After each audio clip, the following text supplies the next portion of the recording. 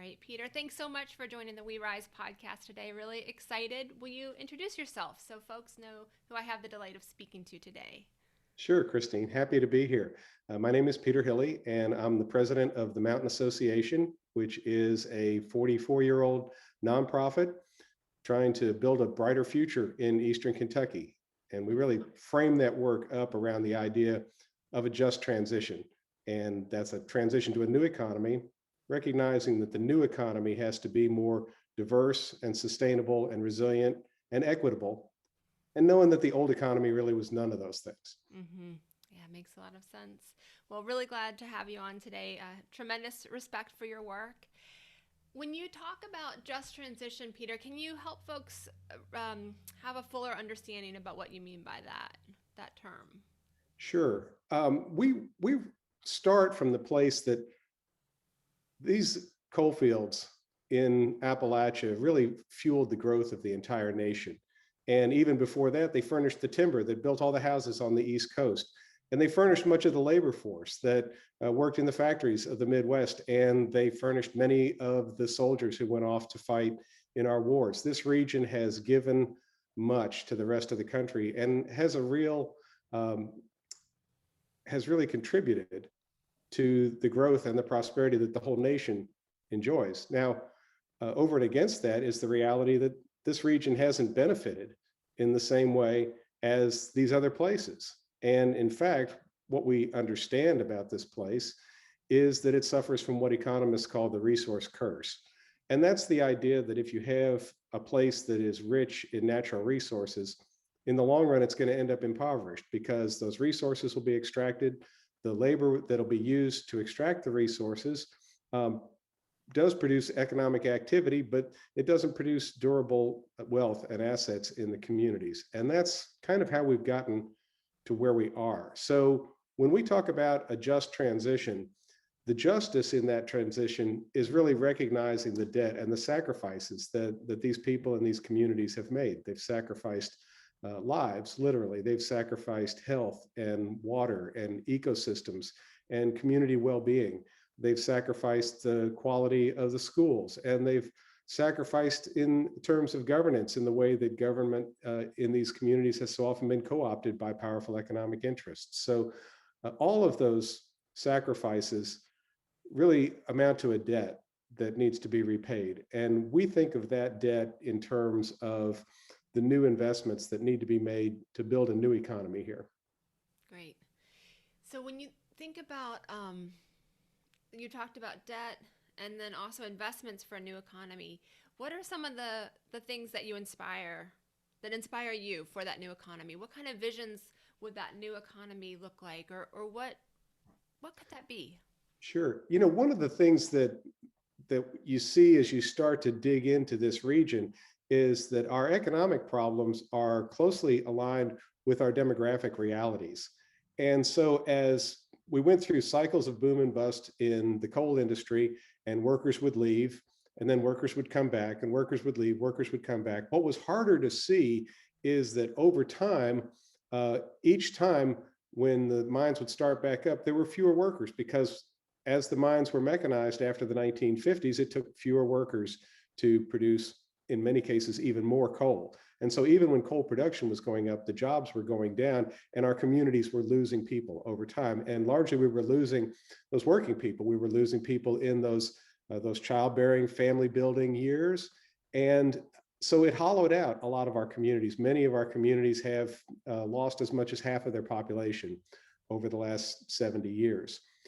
Yeah. It's easy to see what happened with the coal industry in 2012 when natural gas became cheaper than coal. And we had the sudden collapse. We lost half of the remaining coal mining jobs. But what was harder to see is that we'd already lost 3/4 of the coal mining jobs in the preceding 70 years. So when I think about what inspires me, it's the work that people are doing to recreate their communities as places where people can live and will choose to live, and places that are going to be attractive and present opportunities for the young people that are growing up there, or the people that went off to college or their first job, and they might come back if they saw opportunity, or the people who left 30 years ago to go find that factory job when the mines were declining, and have had a good career and had a wonderful life, and they're now thinking about retiring. There's a percentage of those who would come back home if they saw that we have the resources and the amenities and the services that they're going to need in retirement. And then the last group that I think of is the people who come here, as I did. I came right out of high school with a church youth group to run a summer camp in East Kentucky. And I looked around and I said, wow, this place is beautiful. Maybe I could have a life here. And people continue to come here. They come for projects like I did, or they come for music festivals or craft shows. They come for whitewater rafting or mountain biking. And they look around and they say, wow, this place is beautiful. I wonder if I could have a life here. And if we can answer that question, yes, for them, or for the young people growing up here, or for the retirees, if we can say yes, yes, yes, then we can gather those human resources into these communities. And all of the things that we need to be able to say yes to that question are themselves economic opportunities and create jobs and livelihood. It's food, it's healthcare, it's clean energy, it's sustainable forestry. All of those things create jobs, and they can drive the new economy. Beautiful. So I love the way that you framed saying yes. Is it both, Peter? Is it both building community quality of life and those different sectors to create jobs? What really helps people say, yes, I want to be here? What factors really help people say yes? Well, I think they go stepwise alongside of one another. I'll give you a couple examples. We invested heavily. Part of what our organization does is finance small businesses. And we have a loan portfolio of about $20 million invested in hundreds of businesses across the region. One of our larger borrowers is a grocery store in Salyersville, Kentucky. And they had a grocery store there, but they wanted to move into a larger space and really expand the store. Now, the new store, the produce section in there, the fresh fruits and vegetables, 6 times the size of what it was in the previous store. Now, if you're somebody coming to think about living in that community, and one of the things you might do is go to the grocery store and see, am I going to be able to get the food that I want here? And it's not just the fresh produce and the fruit. It's also the specialty foods that people might need if they have diabetes, if they have various kinds of dietary restrictions. And obviously not all small grocery stores are going to be able to meet all of those needs. Part of what keeps the doors open for a grocery store like that in a community where the economy is not booming is being able to keep their costs down. So in working with these grocery stores, we help them do deep energy efficiency retrofits, things like making the coolers and the HVAC systems work together instead of working against each other. So you're not trying to cool the vegetables over here while you're trying to heat the store over here, Right. or trying to have hot air blowing out of the bottom of the coolers when you're trying to air condition in the summertime. So they create these systems where all of those work together on a set of compressors, and the waste heat from the compressors heats the store in the wintertime, or it's vented to the outside in the summertime. It's really nice to see how these different pieces like clean energy and local food systems can work together, and they really have to work together. And then those are part of providing the things that people need to be able to live there. We also look at opportunities around tourism. I talked about people coming to visit these communities. Well, I'll start by saying this region is beautiful. And every community that I ever worked in said, we should do tourism. This place is beautiful. And I'll say, yes, this place is beautiful. Now, let me tell you, everything I know about tourism is something I learned from a guy who ran a whitewater rafting company in southern West Virginia. And he said, people come in here with a pair of cutoffs and a $20 bill, and they leave with a wet pair of cutoffs and a wet $20 bill. And the secret is to figure out how to get the $20 bill away from them. I love it. So if you unpack that, it's like, yeah, people will come here and they'll say this is beautiful, but you've got to have things to do, places to eat, places to stay. It's got to be good enough that they want to come back. And it's got to be good enough that they go home and tell their friends and neighbors about it, because that's how it grows. Now, very few places can do all 5 of those. And it's, again, one of those chicken and egg problems. How do you, now we've seen some data that suggests if somebody stays overnight in your community, their spending increases by as much as 600%. The first time I heard that, I said, that's impossible. But think about it. If you come in for the day, you might have one meal there and you do a little shopping or some activity. And then you go because you're going to stay somewhere else and you got to get there in time to have supper and go to bed. If you stay overnight, you're probably going to have at least 3 meals there, and a lunch, a dinner, and a breakfast. And you're going to spend the money on the lodging, and you're going to be there longer. So you're going to do more activities and you're going to spend more money, or you'll do more shopping. So all of those things add up. Now, here's the problem. If you're a small town in Appalachia, you probably don't have a lodging for 20 people in your community, much less 50. And how do you do that? Nobody's going to build that 50-bed motel if you don't already have the tourist traffic that justifies making that investment. So how do you grow that? How do you grow an egg out of that chicken? Right. We created a curriculum to train people in how to start up their own Airbnb. Oh, cool. And we created the curriculum to really be tailored for these communities and the folks here and our culture. And so we talk about things like, when somebody comes to your Airbnb, have a list of the local restaurants and tell them about that beautiful trail to the little waterfall out of town that's not on anybody's map. And the only way they're going to know about it is if you tell them. And those are the kinds of curated experiences that the Airbnb owners can create for the visitors. And that creates that experience that they go home and tell their friends and neighbors about. Yeah, beautiful. I love the example, especially of it's almost, a lot of people talk about building capacity, but there's also, as I think you've talked about before in previous conversations, the challenges of tourism and, service sector. So in that example of Airbnb, you're empowering people to make, money through their own homes, and also helping to build their capacity to know what will bring someone back or to tell other folks about it. How do you look at ways to build capacity in either tourism or other sectors? How do you do that in a way that doesn't feel demeaning to people, but really helps meet them where they are and lift them up? What does that look like in your experience? I think that whole aspect of empowering people to be the storytellers of their own community makes a huge difference. The stories that are so often told about this region are neither positive nor generally true.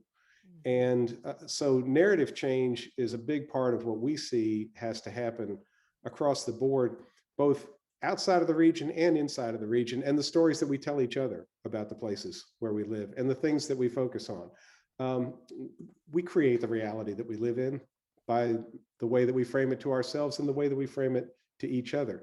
And so this kind of positive activity in communities where people can see things going on, it makes a difference. And oftentimes it takes that little step that get people ready to take the next step. In the 20 plus years that I worked as the director of the Brushy Fork Institute at Berea College, we worked with teams of local leaders across Central Appalachia.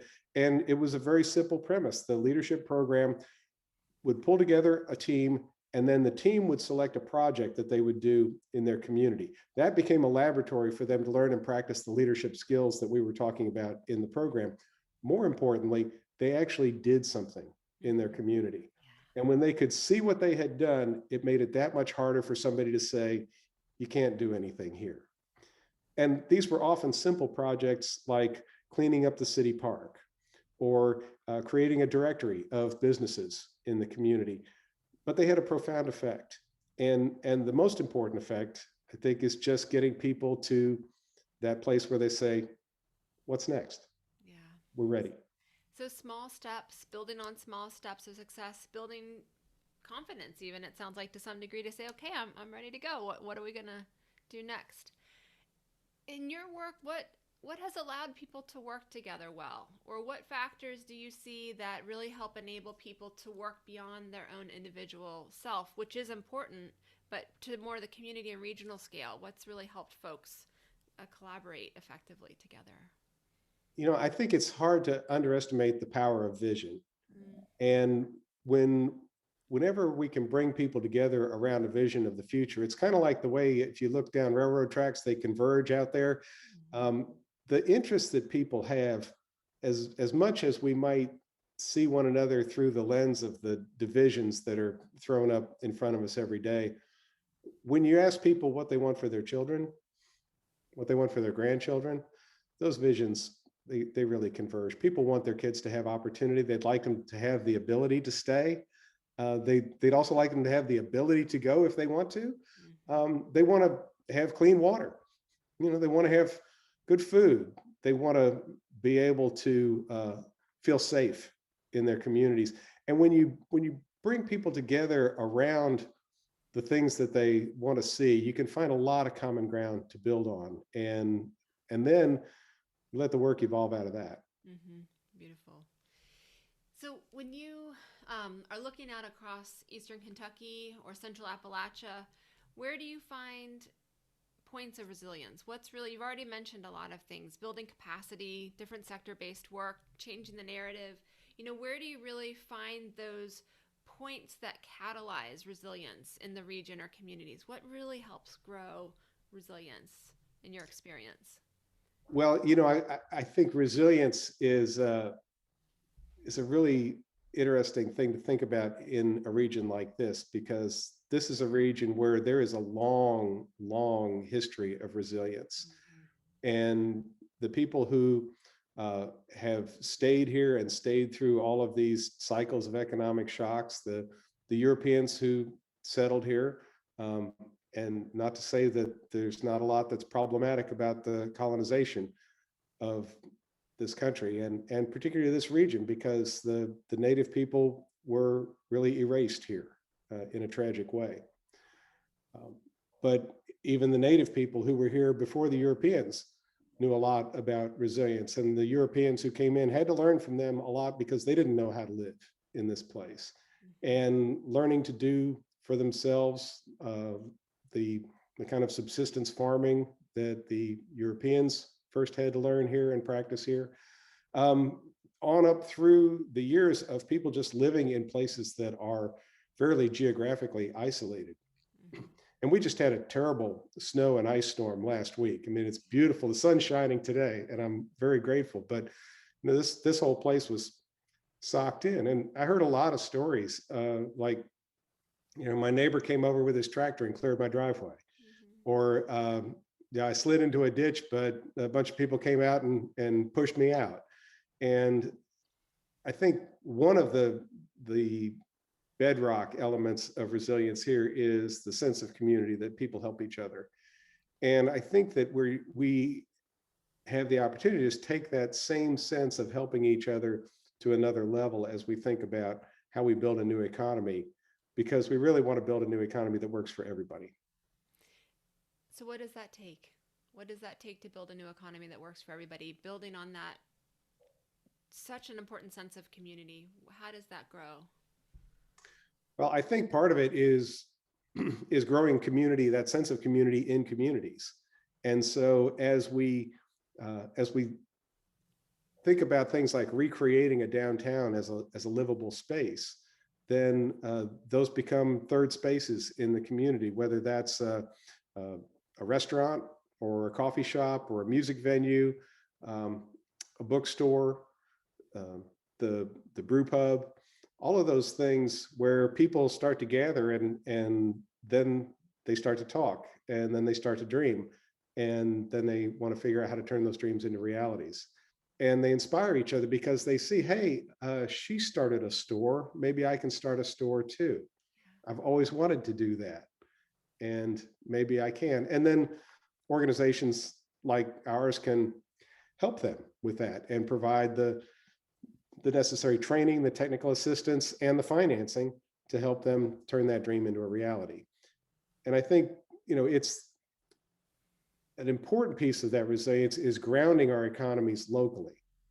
And if we don't ground our economies locally, then I was on a call earlier today with a lot of community development financial institutions around the region, and there was a lot of talk about jobs. And I said, we've got to shift the focus away from talking about jobs and talking about building prosperity and assets for people and communities. And if we focus on that and focus on locally owned businesses, jobs will happen as a result of that. But if we try to just create jobs, we can end up creating the same sort of extractive dynamics that we've experienced with the coal industry. There was a lot of talk in this conversation today about attracting investors. And I thought, there's been a lot of investors that have made a lot of money in Appalachia. It hasn't necessarily served these people and these communities. So how we do these things is really important. So that's so fascinating and really resonates with a lot of conversations I've had.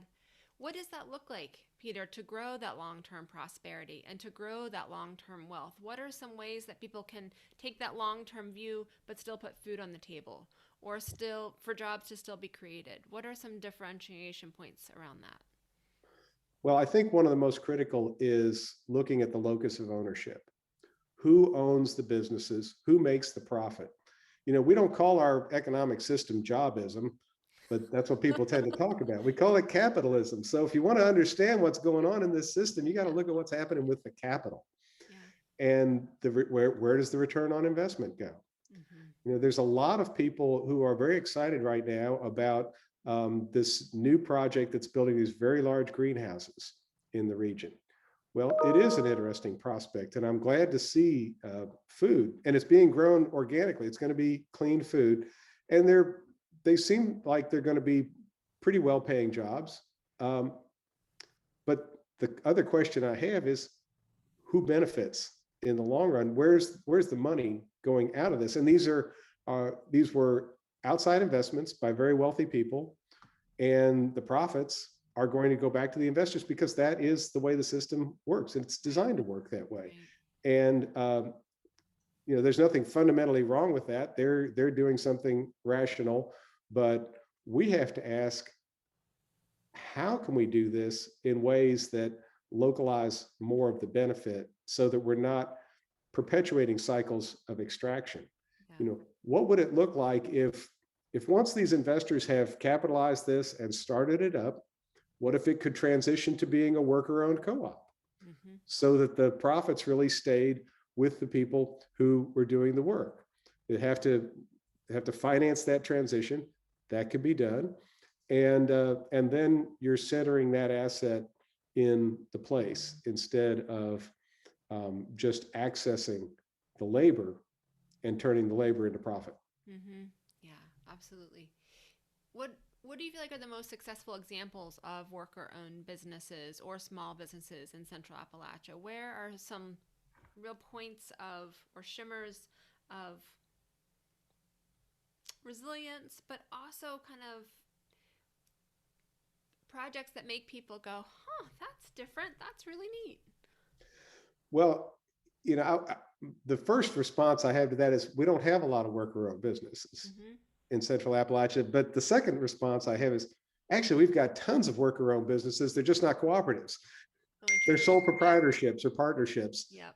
And it's these very small mom and pop businesses, and we have financed a ton of them. It's the beauty salon, it's the car repair shop, it's the plumber or the person that does lawn maintenance, and they need to buy a new truck to haul the equipment around. So we see worker ownership here much more in the context of those small businesses. There are a couple of very interesting examples. There's a restaurant up in Athens, Ohio, that has been around for decades as a worker-owned business, and it's been very successful. And my friends who've been involved in that since its earliest days say, and it's awfully hard. Yep. We had some folks here who wanted to start a co-op restaurant, and they went up there for a site visit, and they went to one of the meetings of all of the worker owners, and they were standing in the back, and at some point in the meeting, somebody said, "Oh yeah, we want to welcome our friends here from Berea who came up to learn about this. They want to start a worker-owned restaurant," and the room erupted in laughter. Because that had happened so many times, or because they knew how hard it really is. Yeah. And I think it's true of so many of these things. My friend and mentor Vaughn Grisham is the chronicler of the story of Tupelo, Mississippi, which is one of the great long-term stories of successful community economic development. And Vaughn has had many people from all over the country come. Busloads would come to visit and tour Tupelo, and they'd come and they'd be all bright-eyed when they got there, and they'd go and they'd talk to people and they'd learn, and they'd be getting back on the bus and kind of shaking their heads and goes, this is a lot of work. The reality. The reality is a lot of work. Yeah. This is as my predecessor in this role, Justin Maxon, used to say, it's hard, slow, and expensive. Yeah, absolutely. So what gets you excited to get out of bed in the morning, even though it's hard, slow, and expensive? What makes you really excited about what you're seeing taking place across the region? Either those points of resilience or things that you really feel like are catalyzing change on a different level, if you're seeing that. I think maybe as much as anything, it's these stories of what I have had the opportunity to see people do. I think about Gwen Christen. This is another grocery store story, but it's a different store. 30 years ago, more than 30 years now, Gwen participated in a program that our organization had for women entrepreneurs. It was called Wings. And at that time, she was a cashier in this grocery store. Today, she owns the store. Now, Gwen is an African-American woman in Letcher County, Kentucky. It's not a clear path of privilege for her to have made the journey that she has. And she is a bright light and a force to be reckoned with. About 10 years ago, she came to us wanting to do a lighting retrofit in the store. So we did the lighting retrofit, and she said, this is good. She said, the store is much brighter. It looks better. I can see sales are improved from this. She came back to do that kind of energy efficiency retrofit with the heating and the cooling and the HVAC and the coolers and getting all of that stuff worked together. That's about a $500,000 investment. So you don't do that one right out of the barn. But she's saving $40,000 a year on her utility bills as a result of that. And last year she came back to us and said, okay, now I'm ready to put solar on the roof. Wow. Well, not only has she put solar on the roof, but the truck parts house in that little town of Isom has put solar on the roof. And the plumbing and electric supply warehouse put solar on their roof too. Now Isom is a tiny little crossroads. There are arguably maybe 1,000 people that live there, but you've got 3 major small commercial solar installations. It may be the highest per capita implementation of solar in the country. We haven't run the numbers on that, but it's impressive. And it's because people look over here and they say, well, now she did something. I think maybe I can do that too. Yeah, absolutely. It's that scene that's happened on our own long gravel road, and that, one neighbor put in solar, and then everybody was like, well, they did it, I want to do it. So now we have maybe 5 different homes on our home of 20 that have solar panels in rural Virginia, and it's from seeing it. I love that you have talked about narratives and story. What other stories inspire you, Peter, even from your own life? What in your own life has brought, what are your own stories of resilience? And I'll let you pick and choose, because I know you have a deep, deep history of work, but what, I'll let you choose where you want to go with that one. Wow. Well, I would start by saying I've lived a charmed life, and I've been blessed to have a lot of wonderful experiences, and I've been inspired by so many of them. I've had the opportunity to travel around the world. I did some community development projects in Russia and Slovakia. I think about the group that I worked with in Siberia. It was a small village of 300 people, and I was asked to go there and do a week-long sustainable development workshop. And the first day, I got there and kind of laid out all these ideas, and they kind of looked at me like, what's this guy talking about? And I said, well, let's do something tomorrow. They're like, do something? I was like, yeah, do a project. And they kind of shrugged, because like projects come from Moscow. Somebody, tells them what the project's going to be. No, something you all want to do. Well, they all kind of shrugged their shoulders and they went home. And then the next morning they came in and somebody said, I was talking to somebody in the post office, and they said, why don't we build a volleyball court out there by the culture house? And everybody kind of looked at each other and they went, eh. And in Siberia, is wild enthusiasm. So They came back after lunch. They had shovels and rakes and picks, and we got out there. We started clearing this field, which was mostly rocks because this is glacial moraine, right? It's Siberia. Right. And at one point, I'm working with a rake, and I look around, there's a couple of people watching me, and somebody says, you know, they've never seen an American work before.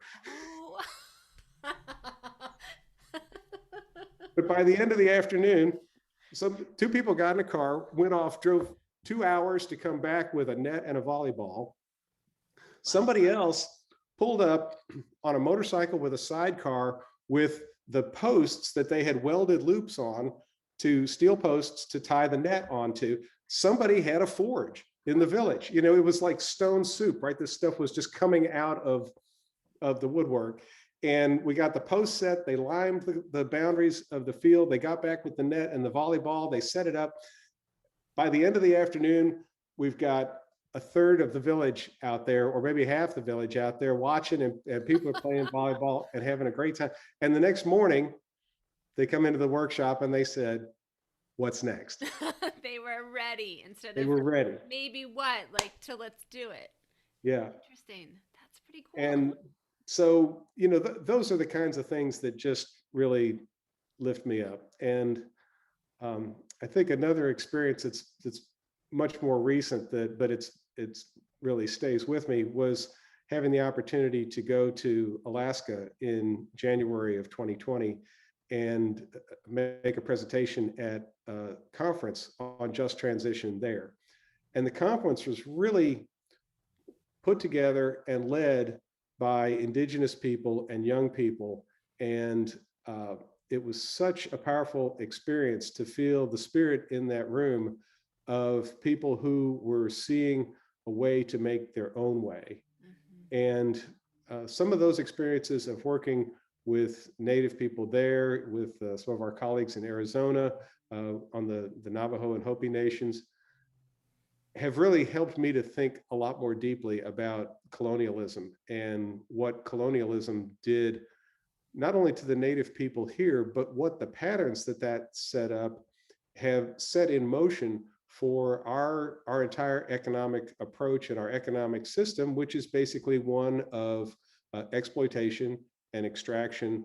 And we continue in this sort of colonialist mindset instead of thinking about how do we create economies that work for people and that work for everybody and that work for the planet. Because we are not going to have the luxury of continuing to operate the way that we have on this planet. We will not survive that. I think the planet will survive, but it would probably no longer support human life. Yeah. And if that's the way the planet has to shrug its shoulders to get rid of us, it will do that. And I think we would be wise not to lead ourselves to that end. Yeah, absolutely. So well said. So what do you see as, you talked about the conference, and I've heard you talk about the conference in Alaska before as being the energy almost of it being really generative. And when you think about what a non-capitalist based economy looks like, or a regenerative economy, what does that look like? What does that look like in terms of people relating, or in terms of how livelihoods are created? What's your vision of that? You know, I don't think that it has to be as foreign as some people imagine it to be, and as some people fear it to be. I don't think I know anybody that wants to recreate Mao's China or Pol Pot's regime in Cambodia. I think that what we're talking about, and it's a way that Winona LaDuke said this at the conference in Alaska, it's about relocalizing our economies. And the closer we move the decision making and the causes and the effects together into that local frame, the better those decisions are going to be for the people and the places. And so there's really big stuff we've got to do, but it has to fit with the small stuff. I was in a conversation earlier this week with some entrepreneurs who want to build a large commercial solar farm. And And that's an important thing. We've got to do solar, not just on our own homes, as you and I have, or on our businesses, as we have at our office, and on that grocery store. But we've got to implement solar at a scale that is going to really displace the fossil fuel based generation that we have relied too much on. Now, there's going to have to be a transition, and my panels were covered with ice and snow last week. So, we've got to have a spread of different fuels, and we have to go through a transitional time with this, but we've got to grow those large scale renewables. But we have to ask, as we do that, how do we do the large scale projects in a way that can also benefit the people and communities? Because, let's look at it. You could go and put a facility like that in any community, and it's going to generate electricity that gets used somewhere else. It's going to generate return on investment that goes to wherever the investment came from. But what is the benefit to that community? So that moved us into a really interesting conversation, and we spent a good hour on this, and they're very interested. These are not people that are trying to take an extractive approach. They want to make this work. But I think we're able to bring some of the tools and perspectives to that. We said, well, what if alongside of that, you could also put solar panels on the school? What if alongside of that, you could also put solar panels on the municipal buildings in that community? What if, in addition to doing this, and they already had a plan to connect this with the community colleges and get the workers to earn a certification in doing it. But what we know is that certification they get from doing a big commercial solar farm like that doesn't apply to putting panels on houses and small businesses. But what if the workers who want to could, alongside of that, be the ones who put the panels on the school and the municipal building and get the training and the certification in those smaller scale installations. And then we can help them start up their own businesses as contractors to do more solar installations, build the pool of contractors in this region. There's no reason, given our history as an energy producing region, that we can't go back to being energy producers again. But we can be energy producers in the new economy. We can envision what it means to be energy independent in a place like this. And we can honor the tradition and the legacy of the coal miners who sacrificed so much, but also recognize that really is the past, and that we need to build for the future if we want to create a future for our communities. Yeah, absolutely. So what I'm hearing at a big scale is to relocalize economies, decision-making close to home where people know each other, people are in community, they're supporting each other. I'm also hearing the importance of an organization like Mountain Association to be able to support people in skills and accessing resources, in loans. I'm also hearing the importance of being able to share stories with each other and to be able to learn from each other and see what others have done, to know that people can create change themselves. What other lessons learned would you offer, Peter, either from your own life personally or professionally, to others who are trying to do this work? Well, I think one of the most important things is this realization that no one organization can move the dial on this. It takes a lot of people doing a lot of work, and it's not all the same work. We're part of a very dense network of organizations working in Eastern Kentucky and in Appalachia. And what I like to say is what's important about that is not that we're all doing the same thing, it's that we're all doing different things that are connected in really important ways. So our friends at Kentuckians for the Commonwealth are doing organizing, and they've got thousands of members all over the state. Our friends at Apple Shop are doing the storytelling and the communications work there, and they have been for more than 50 years. They've got a radio station, and they've got a record label, and they have a festival every year of musicians, and they've got a touring theater group, and they've got a program that teaches young people how to make films, and they've made hundreds, if not thousands, of documentary films about the region. So that multiple sets of capacities the Brushy Fork Institute, where I worked for years doing leadership development. All of those fit together. The leadership development, the organization, the communications, the storytelling, the story changing, the narrative change, and then the work we do, which we think of as creating the tangible demonstrations of what the new economy can actually look like. So we're not just talking about the benefit of solar. We've invested over $2 million in solar installations in the coal fields over the last couple of years. And those are on small businesses that we've talked about, on the grocery stores and on the t-shirt shop and places all over the region. Yeah. So across the region, but also being able to demonstrate what it looks like in the community. So it's not only organizations across the region working together at different ways, filling different niches, but it's also how you support your local neighbor, get to know the neighbor, what's taking place locally. Peter, what do you wish someone had told you when you were starting out in this work?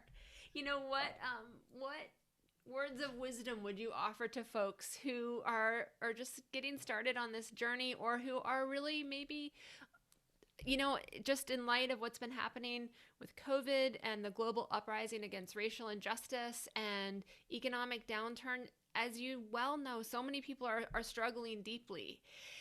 And it is this sharing stories that often inspires people. What do you want other folks to know who are just trying to know where to turn next?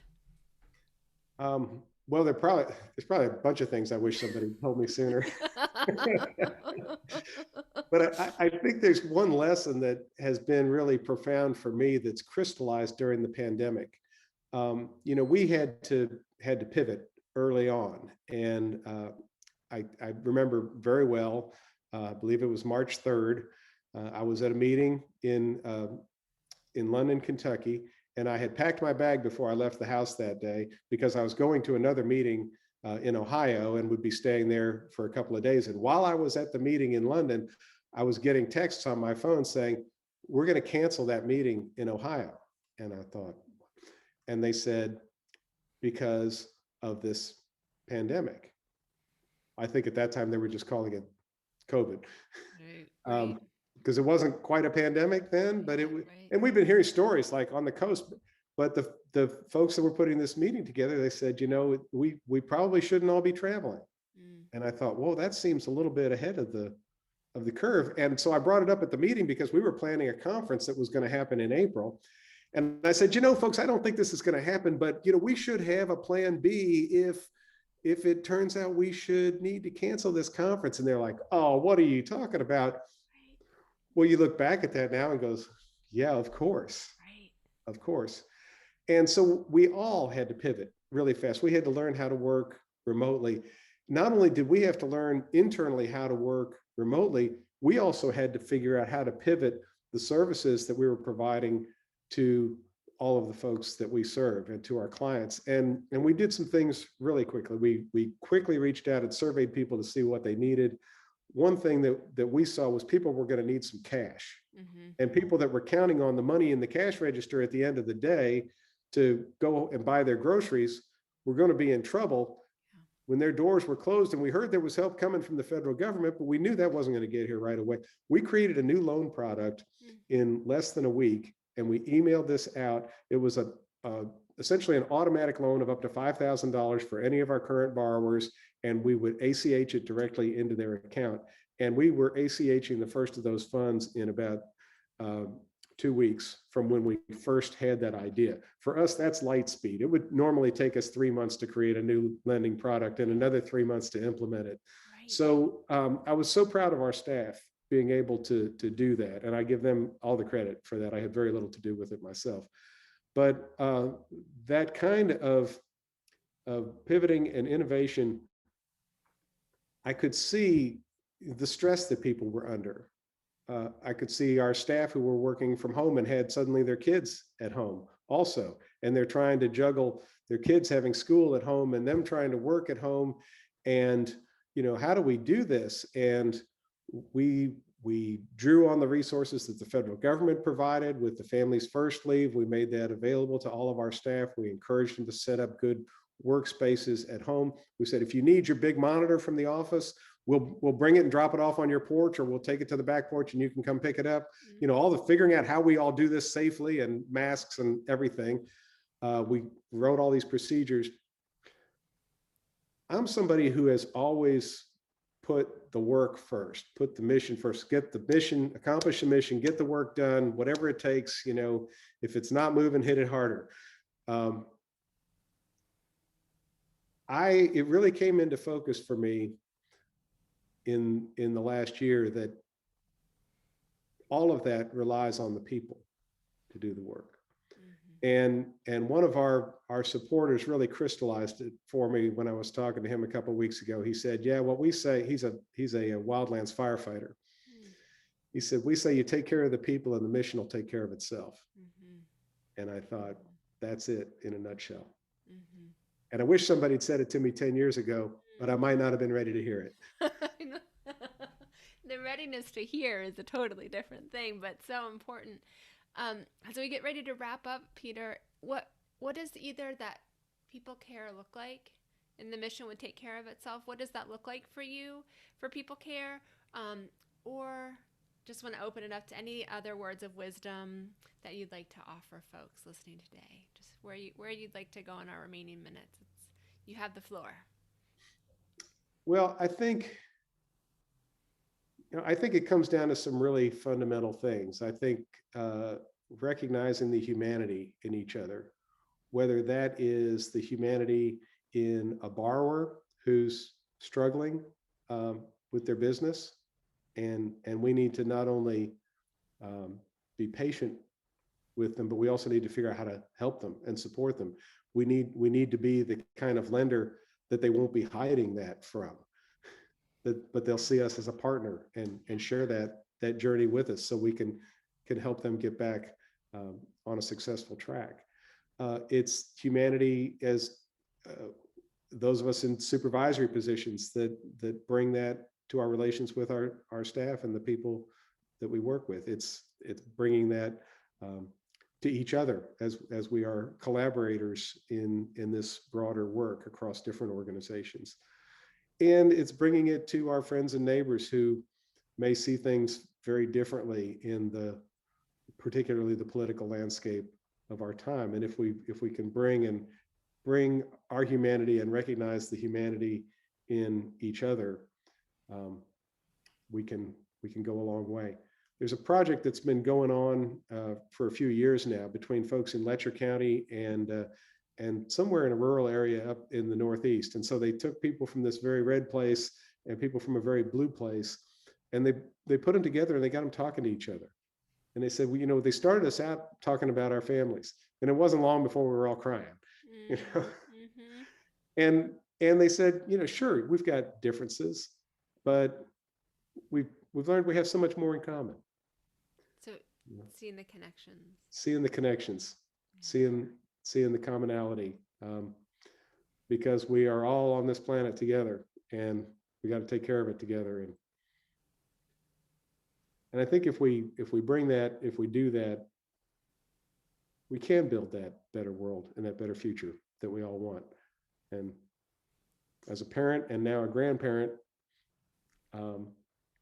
that work is never going to be done. Yeah, absolutely. But earlier when you showed me the photo of your granddaughter before we started recording, that's the spark and the joy. It is generative, seeing the spark in your eye and in her eye, and so making those connection points. So I really appreciate the time, Peter, that you've taken today to talk with us for the We Rise podcast. Your wisdom and stories I really greatly appreciate. So thank you so much for joining. Thank you for inviting me. I've really enjoyed the conversation and look forward to continuing our work together. Yeah, me too.